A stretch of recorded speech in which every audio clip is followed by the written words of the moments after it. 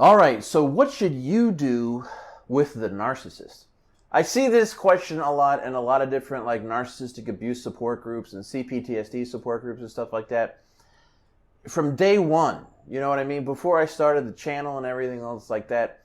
And in the beginning, I would just jump in and say, you got to get out of there. What do you mean, what should you do? and then people would be like, I'm triggered. And then sometimes I'd get kicked out of groups or whatever. I didn't understand it. You know what I mean? So it's like you're in a burning building. Then you ask for help. Someone gives you help, and then you get mad at them. It just didn't make any sense. So the truth is, what you should do about the narcissist, because a lot of people they wonder what they should do with these people. Whether it's your mom or your dad or your boyfriend or your girlfriend or whatever, you got to get out of there. And by the way, that's the only solution. There is no other solution. Just so people, I want to be very clear, because some people have this idea that they can fix or change the narcissist. And it's just not true. Not only is it not going to happen, but, all you're going to do is get yourself more hurt every single time. By the way, the abuse cycle where they're nice sometimes and then it's like, oh, all right, like things seem to be going okay. We're having a nice day out, getting some ice cream. And then boom, out of left field, the narcissistic personality disorder kicks in and they become a real pain in the ass, to say the least, right? And that's how they get you in. It's like an addiction, right? Like sometimes the gift giving, right? The love bombing. They might get you a gift, or they'll be really nice or something. And it's always to draw you back in for more abuse. That's all that it is. Really, narcissistic abuse is really crazy, insane, like psychological and emotional abuse. But a lot of the dynamics are very similar to just everyday abusers, right? Whether it's physical abuse, whatever it is, verbal abuse, they want to be abusive. They want a target to abuse. And a lot of people allow these people to do these things. That's what you generally call your classic codependent enabler. So all they're going to do is hurt you. If you think you can change the narcissist or stick around or try to forgive them enough or just let bygones be bygones, all you're going to do is get yourself hurt more. You're going to damage yourself more. Over and over. It's horrible. You're going to be in pain, and then you're going to be in those Facebook groups wondering what you should do. Now, I understand that there are many situations where getting out of a household, whether it's a parent or, a husband or wife or something, it isn't like something that can happen overnight. I understand that. I'm very sympathetic to that. However, you definitely, I recommend, right? Now, look, I'm very libertarian with this type of stuff. So if you really want to be in a narcissistic relationship, knock yourself out. If you want to deal with these people, you're more than welcome, because I'm not, I'm not going to do it. Personally, for me, I want to feel good. I want happiness and joy and well-being.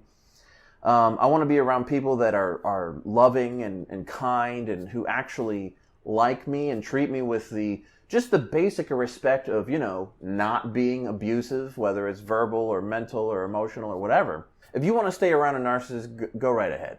But if you want to know what to do with them, there's nothing you can do. Even the therapists, the best coaches, they all say the same thing. The best thing is no contact. You got to get away from them. But again, if you're in a situation where, maybe, and this is something that I don't hear talked about a lot, is a lot of us who deal with something like CPTSD from narcissistic abuse, it's very difficult to function, right? And that includes holding down jobs and all that kind of stuff. So, unfortunately, a lot of us end up in situations where maybe we have to move back in with our narcissistic parent or parents, or, we're with a narcissistic boyfriend or husband or something, and we're kind of like financially dependent on them. And I'm sympathetic to that. I get that whole thing.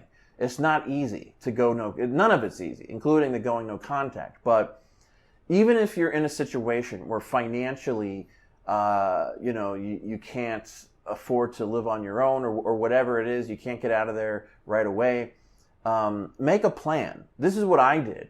Make a plan. Just get yourself a notepad and a pen. I love the notepad and the pen. They can do anything. It's crazy. It's like a blank canvas. You can, whatever it is. Right now we're talking about creating a plan for your escape out of there. And the other thing I'd like to mention is, a lot of people and I did this a couple times myself back in the day. where it's like, all right, I got to get out of here instantly, even though I didn't have the money to do it, even though I didn't have a place lined up. And I did those things, and I'd go end up like couch surfing or sometimes living out of my car or whatever, and people talk about going to homeless shelters and stuff like that. The problem I found, just to share with you, is that you're gonna get stuck. It's just like going from the frying pan into the fire. A lot of times you're probably gonna not be in a stable situation, right? Going from the narcissistic home or wherever you live to somewhere else. The homeless shelters are not good. I hate to say it. I mean, it's kind of better than not being out in the elements, but you've got, look, there's a lot of people in there with other mental illnesses, a lot of addicts, you might get your stuff stolen or someone might attack you or hurt you or something. It's not necessarily a better situation. And, if you're homeless, the problem is, and I get it if you don't have any other option, but like, this is why I'm saying it's so important to create a plan and do it smart, get away from the narcissist in a smart way. Have a plan and make sure everything you need is being taken care of before you get away from them, right? Now, if you can get out of there right now and you got plenty of money, I don't know what you're waiting for, to be honest with you. But if you don't have the money, if you don't have the means, you gotta be able to take care of yourself long term. Because what I experienced was I got into these situations where I was just in a new problem space, a new hell, so to speak. I was either with other dysfunctional people or I was just barely making enough money to survive. And the problem is I didn't have the time. I couldn't get out of it. Like I got in this cycle, right, of just paying bills and living paycheck to paycheck and just not being around the narcissist. But there was all these new problems, right? And if you're in a homeless situation or, you're living renting a room or you're around other dysfunctional people or whatever, or even if you're in like, a lot of people do like disability with because of CPTSD and then they do like a subsidized housing thing. The thing is like, how are you going to get out of that? That was my question. Like, I don't want to be in the hood. I don't want to be in a bad neighborhood. I don't want to be in some low level. I want to make sure that I'm being taken care of, safe all around. So I made a plan, and I made sure that I got everything that I needed to take care of myself before I moved on, right? From my narcissist house. Because there were times where I had to come back, right? Like, especially in my 20s, it's like, oh man. And again, the CPTSD. So what really needed to happen was I needed time in a stable place to heal from the CPTSD as much as I could, and then get everything I needed to survive and function for myself. And having a safe, stable place to do that, I've never had that, aside from now. But before, most of my life was spent with just nothing but instability and abuse, right? So there's no way... there's no safe place to go. Like, there's no safe alternative. There's no backup family, right? I honestly would probably rather have been adopted, honest to God, by like a nice, decent family that wasn't abusive, right? I'd much rather, I forget these people. I don't have any connection to these people that I'm related to. Anyway, what you should do with the narcissist is not be around them as much as possible. You gotta drill it into your head that it's like a wild animal, like a tiger or something. You might be able to go up, it's like these people with these wild animals. Yeah, all right, sometimes you might be able to go hang out with them and pet them on the head for a few minutes, but you never know when they're going to strike. And it's just their nature. You have to start looking at narcissists and psychopaths and other people that are similar. This is their nature. They're not going to change. They're just not. They're never going to stop hurting you. They're never going to stop abusing you. You've got to do what's best for you. And especially if you have kids, I know it's even harder. Again, I'm a big fan of making plans because you know what? When it comes down to it, very few people have anyone in their lives that truly, really care about them to give them a space to heal from the CPTSD and to, not have to worry about rent for a while. It's really hard on those it's hard in general to just constantly be in that grind of the rat race and paying bills and all that stuff for anybody and the stress. But when you're dealing with something like CPTSD, it's even harder. So make a plan, get out of there. I'm actually pretty good at making plans. Sometimes people have trouble like figuring out what to do. So if you have any questions, like I could help you put a plan together. I mean, if you're interested in something like that.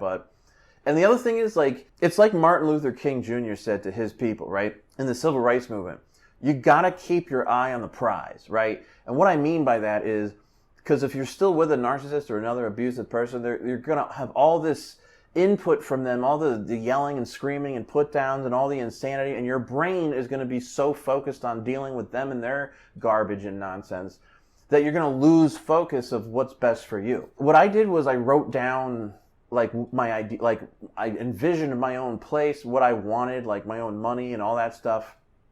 And anytime I was feeling terrible when I was still with the narcissist, I would just envision this, like I would go back to, I would keep my eye on the prize, so to speak, and keep my focus on where I wanted to go. And it would make me feel much better knowing that I never had to deal with these people again or see this lady. Or, you know what I mean? You know what I mean? I just want, I wanted to get away from these people as fast as I possibly could. So what you should do, get away from them. If you can't get away right now, make a plan. And if you're triggered or whatever, I promise you, you know what? You're going to feel much better once you get out of there. And you can do it. I promise you can do whatever it takes. So yeah, that's my 2 cents on what you should do with a narcissist. Just get the hell out of there. Get away from them. And if you can't do it, make a plan. What do you guys think? Are you having trouble getting away from your narcissist? Are you having trouble with making a plan? Leave your thoughts and feelings in the comments below, and we can talk about it. I hope you guys are doing well, and I will see you in the next one. Take care.